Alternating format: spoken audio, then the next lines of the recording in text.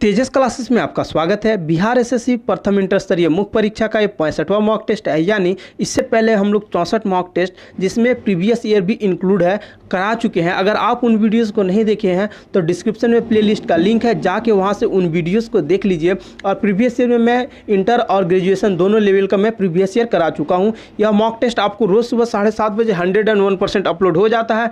अगर आपको notification YouTube भेजना बंद कर दिया है, नहीं होता है, तो आप 7:35 में आइए और 101% वॉच करके चले जाइए। डिस्क्रिप्शन में टेलीग्राम का लिंक है, आप वहाँ से जुड़ जाइए। एक तो वहाँ पे क्विज हो रहा है तो आप उसका आंसर दे सकते हैं, दूसरा क्या है कि आपको पीडीएफ मिलेगा, और तीसरा वीडियो का नोटिफिकेशन मैं वहाँ पे डाल देता हूँ कि ये वीडियो पब्लिश हो चुका है। उससे क्या होगा कि जिस दिन वीडियो लेट होना होता है ना, या किसी कारण के वजह से, तो आपको मैसेज मिल जाएगा कि उसका राइट समय आज क्या है। चलिए, इससे पहले जो हम लोग 64 मॉक टेस्ट किए हैं वो 1 से 20 तक आपका यूनिक का है, 21 से 37 तक प्लेटफॉर्म यानी रुकमनी का है, और 38 से लेके 51 तक आपका स्पार्क पब्लिकेशन का है, 52 से लेके 69 तक किरण का है, जिसमें प्रीवियस ईयर इंक्लूड है। नेक्स्ट हम लोग कोई दूसरा मॉक टेस्ट लेके आएंगे। चलिए, आपको 2-3 काम करना है। सबसे पहले तो आप कॉपी और पेन लेके बैठ जाइए। जो क्वेश्चन आपको नहीं आता है, जो डाउटेबल है, उसको वन लाइनर के तौर पे उसी समय लिख लीजिए। दूसरा, आप इस 75 क्वेश्चन में कितना कर पा रहे हैं उसको जरूर आप स्कोर कीजिए, बताइए कमेंट करके। मुझे खुशी मिलता है कि आप लोग इतना अच्छा परफॉर्म कर रहे हैं ये सब चीज़ देख के। तीसरा, मैं आपको इतना समय देता हूँ ना कि आप जरूर सोच सकते हैं। आज का पहला प्रश्न है, मध्यकालीन बिहार में आने वाले ईरानी यात्रियों में कौन एक व्यक्ति धर्माचार्य था? इसका आंसर हो जाएगा ऑप्शन 2, बहवानी। अगला प्रश्न है, छत्तीसगढ़ उच्च न्यायालय का पीठ स्थित है? तो यह बिलासपुर में स्थित है। अगला प्रश्न है, अंतर्राष्ट्रीय मुद्रा कोष का मुख्यालय कहाँ पे स्थित है? इसका आंसर हो जाएगा ऑप्शन 1, वाशिंगटन डीसी यूएसए में। अगला प्रश्न है, भारतीय राज्य पुनर्गठन के समय यानी 1956 में अविभाजित बिहार का कौन सा जिला पश्चिम बंगाल में शामिल किया गया था? देखिए, जब 1956 में इसका बंटवारा हो रहा था, या जो अविभाजित बिहार का उस समय पुनर्गठन हो रहा था, तो 2 जिला, एक तो मानभूम, दूसरा जो था वो पुरुलिया, यानी ऑप्शन 3 करेक्ट हो जाएगा। अगला प्रश्न है, जालियांवाला बाग नरसंहार की जांच के लिए कौन सा आयोग नियुक्त किया गया था? तो इसका आंसर हो जाएगा ऑप्शन ए, हंटर आयोग का गठन किया गया था। अगला प्रश्न है, बिहार में उग्रवादी गतिविधियों में बढ़ोतरी के कौन से कारण हैं? देखिए, बिहार में जो भी उग्रवादी गतिविधियां ना, उसमें बढ़ोतरी के क्या क्या कारण हैं? तो भूमि सुधारों का अभाव एवं सरकार की उदासीनता। ये तो बिल्कुल सही है। हम सब जानते हैं कि एग्जाम में कैसे करप्शन होते हैं। एग्जाम तो छोड़ो, आप हर चीज़ में करप्शन होते हैं। आप देख लो, जो लॉकडाउन में था, मैक्सिमम लोगों को इतने सारे चीज़ दिए गए हैं, मास्क, सैनिटाइजर, साबुन, ग्लव्स, लेकिन किसी को कुछ मिला क्या? नहीं मिला है। तो कैसे सरकार की उदासीनता है। अगला प्रश्न है, अगला प्रश्न बोल रहा हूँ, अगला पॉइंट है, मजदूरी की निम्न दर। ये भी सही है। अगर मजदूरी की निम्न दर नहीं होती तो हमारे मजदूर जो लॉकडाउन में इतने थे, वो कहाँ बिहार में सब काम करते ना, अपने स्टेट के लिए काम करते। ये भी एक चीज़ है। सामंतों द्वारा शोषण, तो ये भी है। जो बड़े लोग थे उनके द्वारा शोषण पहले भी किया गया है, आज भी किया गया है, यानी क्या हो जाएगा? उपयुक्त सभी। अगला प्रश्न है, मालदीव का गंभीर पर्यावरण निम्न कोटिकरण अनिवार्यता किसके कारण माना जाता है? तो इसका आंसर हो जाएगा ऑप्शन 3, उच्च जनसंख्या घनत्व के कारण। अगला प्रश्न है, भारत सरकार का प्रथम कानून अधिकारी किसे कहा जाता है? चलिए, इससे मैं इसका आंसर आप लोगों से उम्मीद करता हूं, और इसका आर्टिकल आप लोग जरूर बताइए। चलिए, नहीं, मैं ही बता देता हूं इसका। देखिए, भारत का जो महान्यायवादी होता है, और इनका जो है अनुच्छेद 76 में इनका वर्णन किया गया है। और जो वर्तमान आपके महान्यायवादी हैं वो कौन है? के वेणुगोपाल। अगला प्रश्न है, 1901 में प्रकाशित पुस्तक poverty and un British rule in India के लेखक कौन थे? तो दादा भाई नौरोजी। मैं इसलिए उस प्रश्न का आंसर दिया हूं ना कि एक तो आप लोगों से बहुत बार पूछ भी चुका हूं, मैं आप लोगों से दूसरा प्रश्न पूछूंगा, उसका आप लोग आंसर देना। अगला प्रश्न है, सर्वोदय की अवधारणा के संस्थापक कौन थे?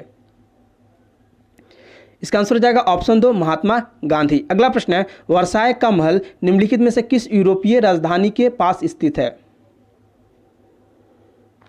तो पेरिस में, यह पेरिस के पास स्थित है। अगला प्रश्न है, ऑक्सफोर्ड और कैम्ब्रिज नामक 2 प्रसिद्ध विश्वविद्यालय निम्नलिखित किस देश में स्थित है? इसका आंसर हो जाएगा ऑप्शन 3, यूनाइटेड किंगडम में। अगला प्रश्न है, भारत में कुल कितने संरक्षित जैवमंडल यानी बायोस्फीयर रिजर्व है? इसका आंसर हो जाएगा ऑप्शन 3, कितना, तो 18 है। अगला प्रश्न है, दांडेली वन्यजीव अभयारण्य भारत के किस राज्य में स्थित है? तो यह कर्नाटक में स्थित है। अगला प्रश्न है, निम्नलिखित में से किस हिल स्टेशन पर आपको चेपारा झरना, पोथमेंडू व्यू पॉइंट और अट्टुकाद झरना मिलेंगे? तो यह मन्नार में आपको मिलेगा। अगला प्रश्न है, इनमें से कौन सा बैंक भारत में केंद्रीय बैंक की भूमिका निभाता है?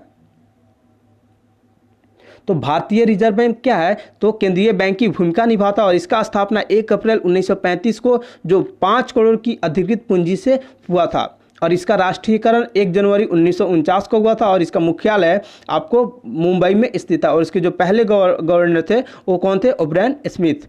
अगला प्रश्न है, भारत की जनगणना 2011 के अनुसार किस राज्य का लिंगानुपात सबसे कम है?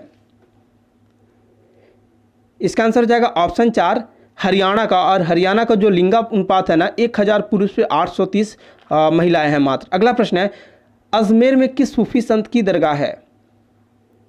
इसका आंसर जाएगा ऑप्शन 2 मोइनुद्दीन चिश्ती की। अगला प्रश्न है, छत्तीसगढ़ राज्य कब अपने अस्तित्व में आया?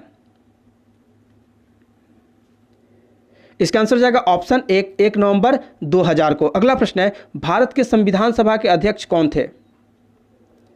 तो भारत के संविधान सभा के अध्यक्ष आपसे पूछा जा रहा है तो यह है doctor Rajendra Prasad. Option 4 correct हो जाएगा। और संविधान सभा का जो गठन हुआ था ना वो 1946 में हुआ था और इसका पहला बैठक 9 दिसंबर 1946 को ही हुआ था। और डॉक्टर सच्चिदानंद सिन्हा चूंकि बुजुर्ग थे तो इनको अस्थायी सदस्य के रूप में नियुक्त कर दिया गया था। बाद में 11 दिसंबर को यानी 2 दिन बाद 9 दिसंबर को क्या हुआ था, पहला अधिवेशन, 2 दिन पे इसका अधिवेशन हो रहा था। तो 11 दिसंबर 1946 को डॉक्टर राजेंद्र प्रसाद को संविधान सभा का अस्थायी अध्यक्ष चुन लिया गया था। अगला प्रश्न है, भारत में अंतिम टेलीग्राम कब भेजा गया? इसका आंसर जाएगा ऑप्शन 1 जुलाई 14, 2013 को। और किसको भेजा गया था? तो राहुल गांधी उस समय कांग्रेस के उपाध्यक्ष थे। अगला प्रश्न है, प्रसिद्ध उपन्यास द गाइड किसने लिखा था? इसका आंसर जाएगा ऑप्शन 1 RK नारायण के द्वारा लिखा गया यह पुस्तक है। अगला प्रश्न है, गोलकुंडा किला किस राज्य में स्थित है? तो गोलकुंडा किला कहाँ पे है? तो ये तेलंगाना में स्थित है। अगर तेलंगाना आपको ऑप्शन में नहीं मिलेगा तो आंध्र प्रदेश जरूर मिलेगा। अगला प्रश्न है, राज्यसभा का कार्यकाल कितना होता है? देखिए राज्यसभा क्या है, राज्यसभा का कोई कार्यकाल नहीं होता है, ये एक अस्थाई बॉडी है यानी परमानेंट बॉडी है। इसके जो सदस्य होते हैं उनका कार्यकाल कितने का होता है? तो 6 वर्ष का होता है। चलिए अगला प्रश्न है,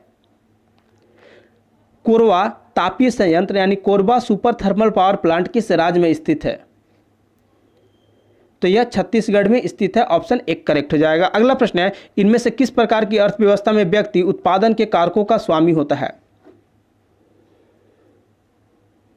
तो किसमें? तो पूंजीवादी बोले तो कैपिटलिस्ट। इसमें क्या होता है, जितने भी संसाधन होते हैं ना उसके स्वामित्व, उसके संचालन, उसका नियंत्रण उद्योगपतियों के हाथ में केंद्रित होता है यानी किसी इंडिविजुअल के हाथ में होता है। अगला प्रश्न है, क्षेत्रफल के अनुसार भारत विश्व का सबसे बड़ा देश है, कौन से नंबर पे है ये आपको बताना है। इसका आंसर जाएगा ऑप्शन 1 7वें नंबर पे है। सबसे 1 नंबर पे कौन से है? तो रसिया है। 2 नंबर पे कौन है? तो कनाडा है। 3 नंबर पे चाइना, 4 नंबर पे USA, 5 नंबर पे ब्राजील, 6 नंबर पे ऑस्ट्रेलिया और 7वें नंबर पे अपना प्यारा भारत है। अगला प्रश्न है, गिनीज वर्ल्ड रिकॉर्ड द्वारा वर्तमान में मान्यता प्राप्त सबसे छोटे कद को जीवित महिला का नाम क्या है? छोटे कद को नहीं, छोटे कद की जीवित महिला का नाम। इसका आंसर जाएगा ऑप्शन 1 ज्योति अमगे। अगला प्रश्न है, नवरत्न सार्वजनिक क्षेत्र कंपनियों को महारत्न की प्रतिष्ठा पाने के लिए विगत 3 वर्षों में उस कंपनी का टर्नओवर कितना होना चाहिए? तो इसका आंसर जाएगा ऑप्शन 4 25,000 करोड़ रुपए एवरेज जो टर्नओवर है वो होना चाहिए। अगला प्रश्न है, निम्नलिखित में से किन किन भाषाओं को भारतीय संविधान की 8वीं सूची में शामिल किया गया है? इसका आंसर हो जाएगा ऑप्शन 3 कोंकणी और डोगरी। अगला प्रश्न है, पश्चिमी घाट का दक्षिणतम दर्रा क्या कहलाता है?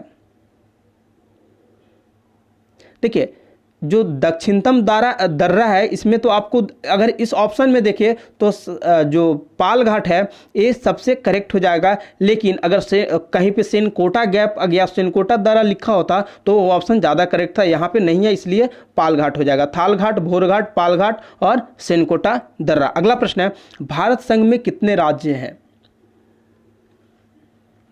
तो भारत संघ में कितने राज्य हैं? तो 28 राज्य हैं। और कितने केंद्र शासित प्रदेश है यानी यूनियन टेरिटरी हैं? तो आपको कमेंट करके बताना है। अगला प्रश्न है, प्लासी की लड़ाई किसके बीच लड़ी गई थी?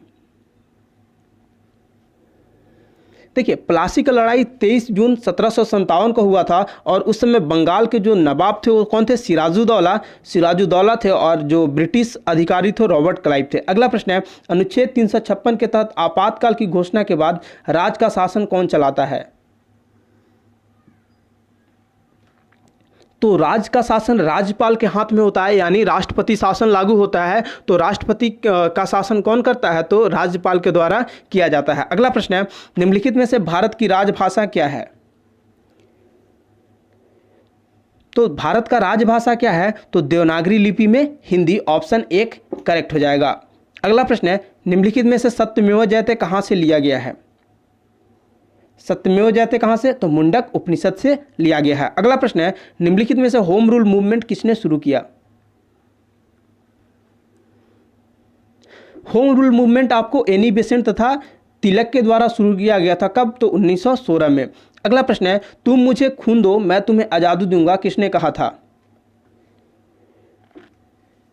इसका आंसर हो जाएगा ऑप्शन 3, सुभाष चंद्र बोस के द्वारा एक कहा गया था। अगला प्रश्न है, निम्नलिखित में से भारत की अधिकतम उत्तरोच्च अक्षांश क्या है?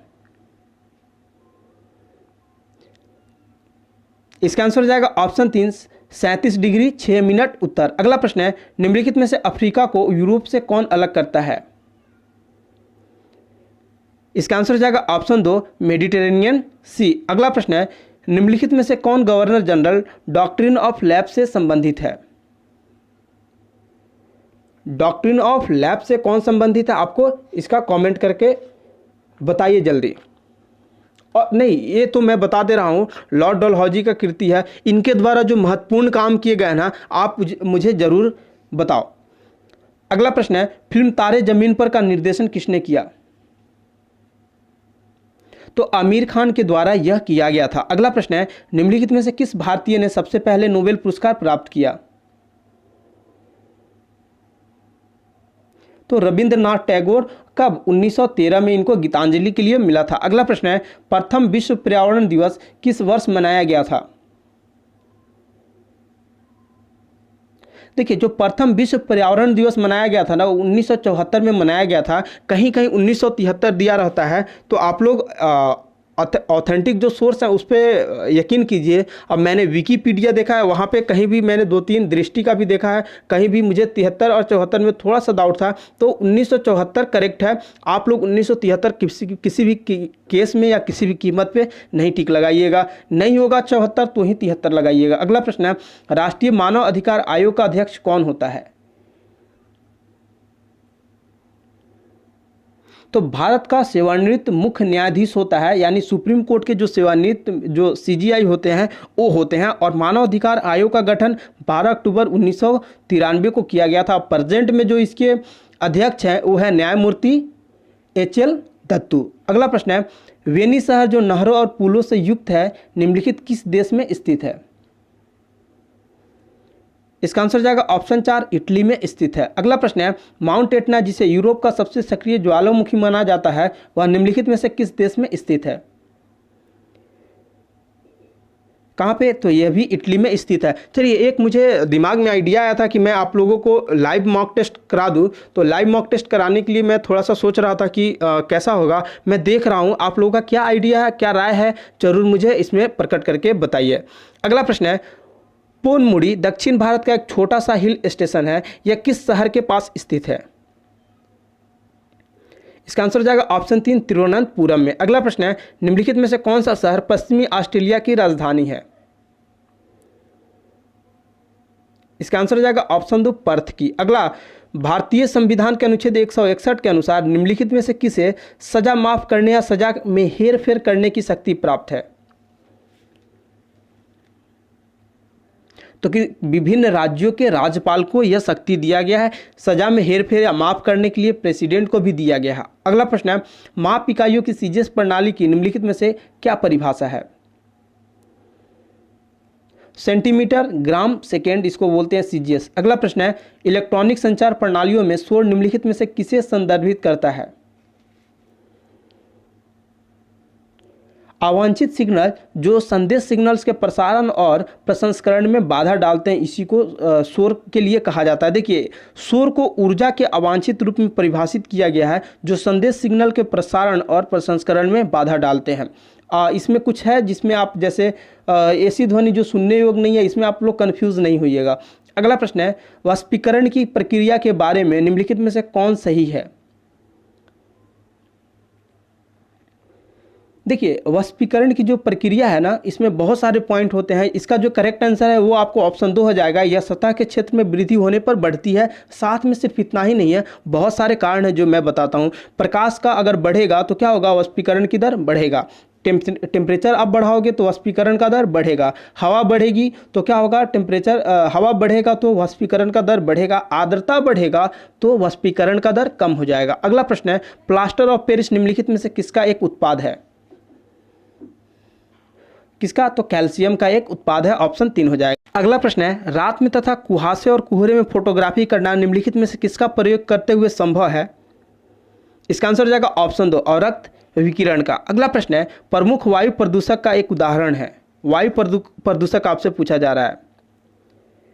इसका आंसर हो जाएगा ऑप्शन 2, कार्बन मोनोऑक्साइड। और कार्बन मोनोऑक्साइड गैस कहाँ से निकलते हैं ज़्यादातर, तो इसको आप लोग जरूर कमेंट करके बताइए। अगला प्रश्न है, एल्कोहल उद्योग में प्रयुक्त कवक है। तो खमीर जो है एल्कोहल उद्योग में प्रमुख कवक है। अगला प्रश्न है, सेफ्टी रेजर का आविष्कार किसने किया? सेफ्टी रेजर का आविष्कार किसने किया था? तो जिलेट ने। कब? तो 1901 ईस्वी में। अगला प्रश्न है, तरंगों का तीव्रता अनुपात 25:9 है, उनके विस्तार का अनुपात क्या होगा? इसका आंसर हो जाएगा ऑप्शन 4। देखिए कैसे हो जाएगा, मैं आपको बताता हूं। आप लोग जानते हैं इंटेंसिटी डायरेक्टिव प्रोपोर्शनल टू क्या होता है? ए स्क्वायर होता है। तो आप कैसे रखेंगे? A1/A2 बराबर क्या कर देंगे? यहाँ पे I1/I2 कर देंगे।